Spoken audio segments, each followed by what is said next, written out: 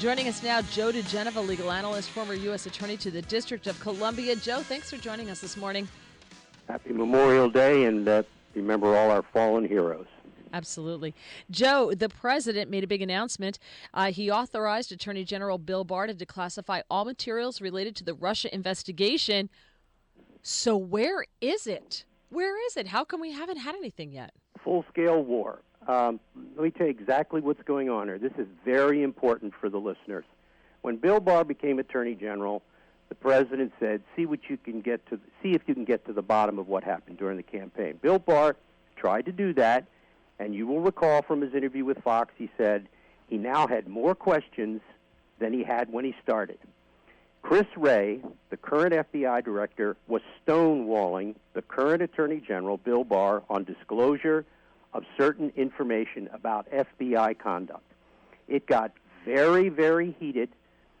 And Gina Haspel, the CIA director, was also resisting disclosure of certain information.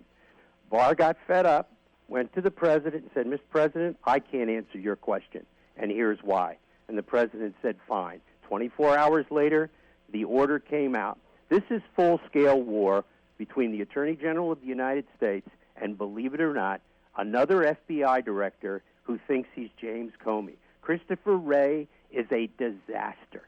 He's an unmitigated disaster. But I want you to just think about this. Look at two newspaper headlines. May 24th, Washington Post, unease as Barr's power grows. Carryover headline, current former officials fear distortion of FBI, CIA's work. Next day, New York Times, order to review secrets pits CIA versus Justice Department. Order to review secrets sets up power struggle.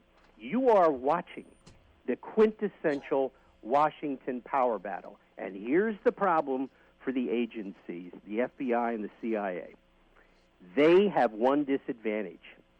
They can leak to the Post and the Times, but they do not have subpoena power, and Bill Barr does.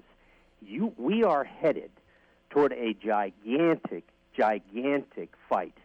The intelligence community, which includes the FBI, is in full resistance to disclosing what they did during the presidential campaign. But here's the other problem they have, and they're very fearful of. The FISA court has already found that there was political spying going on starting in 2012. Not 15, not 16, 2012. Why was that spying going on in the Obama administration? The FBI and the CIA desperately fear that if these disclosures become publicly known in a wide-ranging way, their powers may be cut back, FISA may be restricted, and some additional people may go to prison. Christopher Wray is now standing in the way of history. Make no mistake about it. Christopher Wray has become an enemy of the people.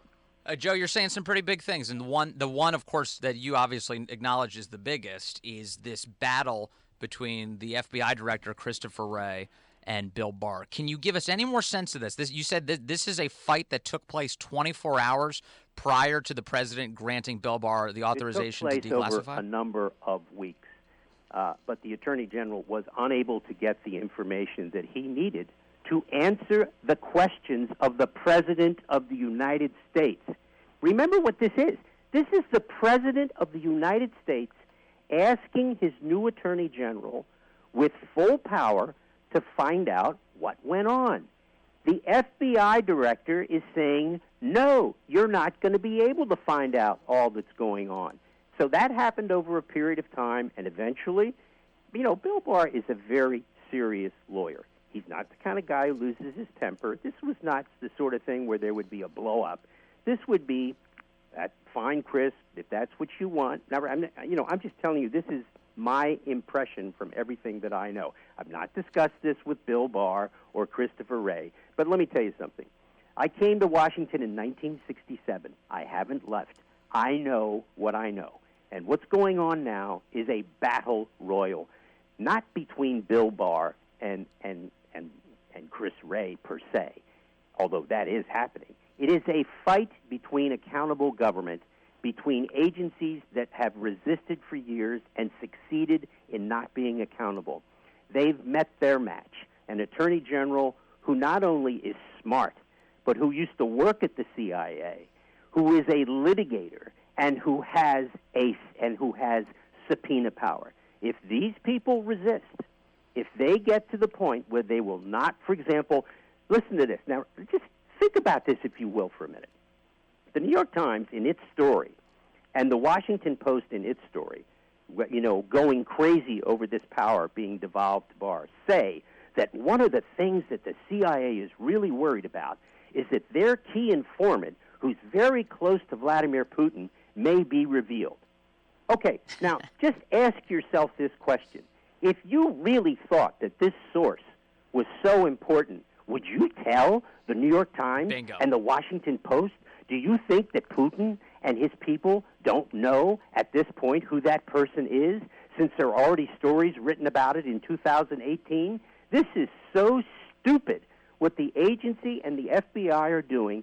They are literally at war with the President of the United States and his Attorney General. This is unbelievable.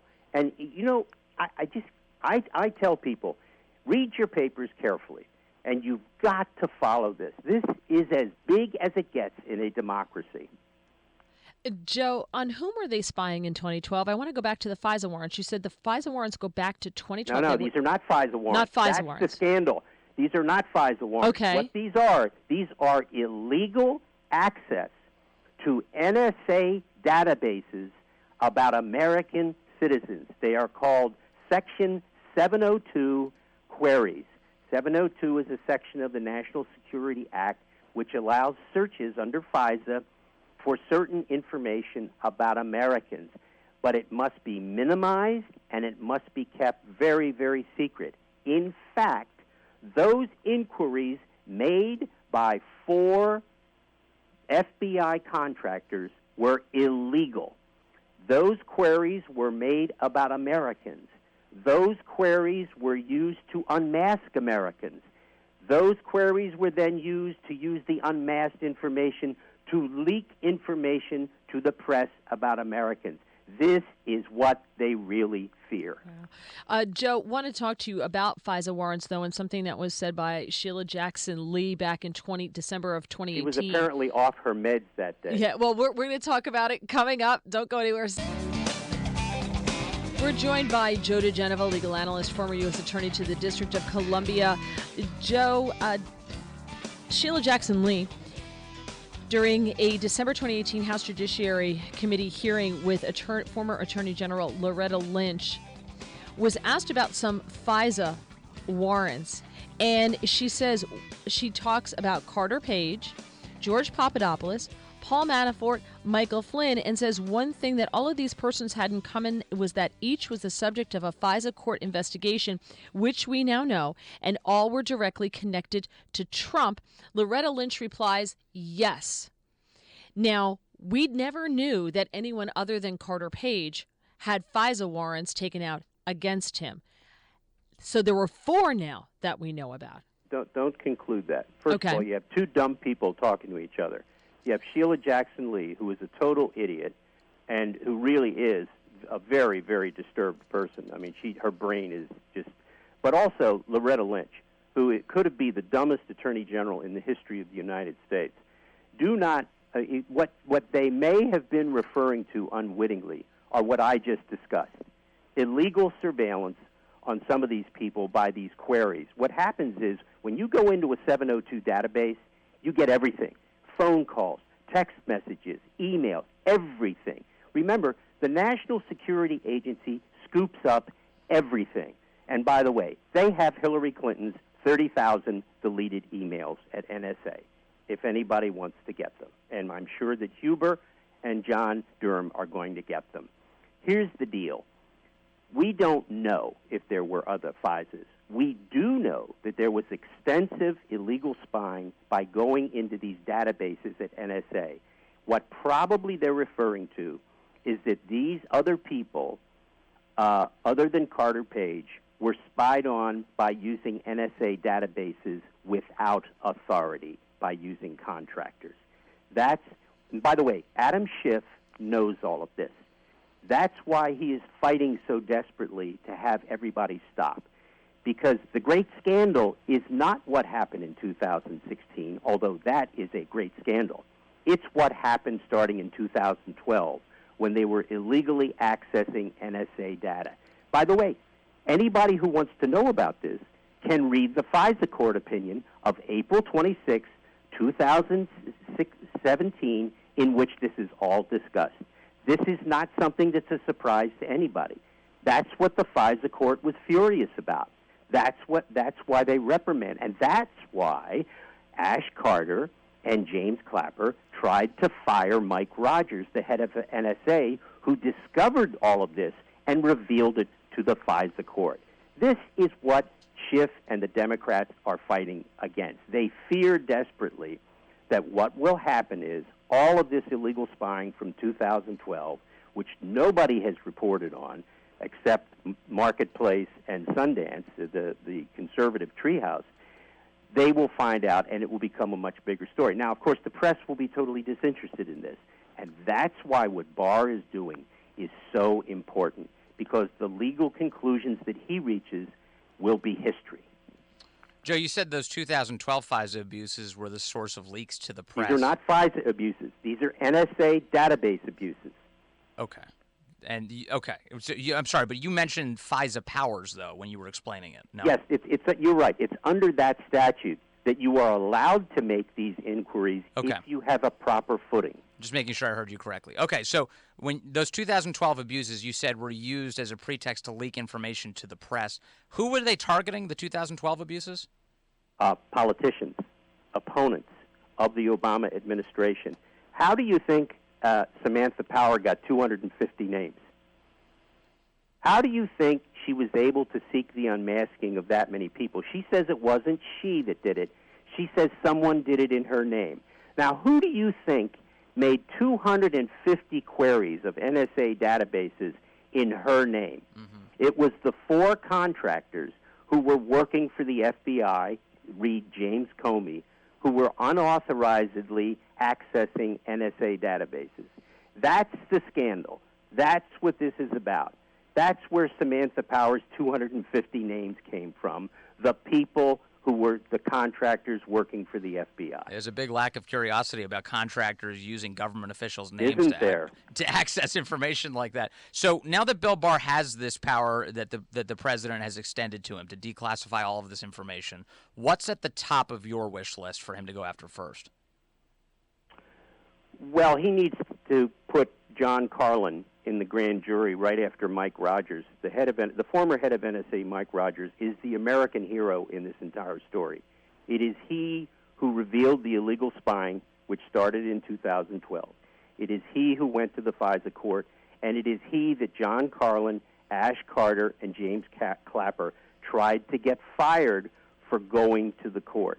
I would put Mike Rogers in the grand jury first as a friendly witness, and then the next witness would be John Carlin, the former head of the National Security Division of the Justice Department. Nobody knows who he is. Nobody's ever heard the name, but he is the person who tried to get Mike Rogers fired for being honest with the court. And John Carlin is also the person who filed, just before he resigned from the Justice Department, a false certification to the FISA court that they were obeying the rules when in fact they weren't. And when Judge Collier issued her opinion, she accused John Carlin of what she called an institutional lack of candor. In other words, he lied to her. Wow. Well, Joe, thank you. Really appreciate you taking the time on this Memorial Day to join us this morning, and I'm sure we will speak with you again soon. Take care.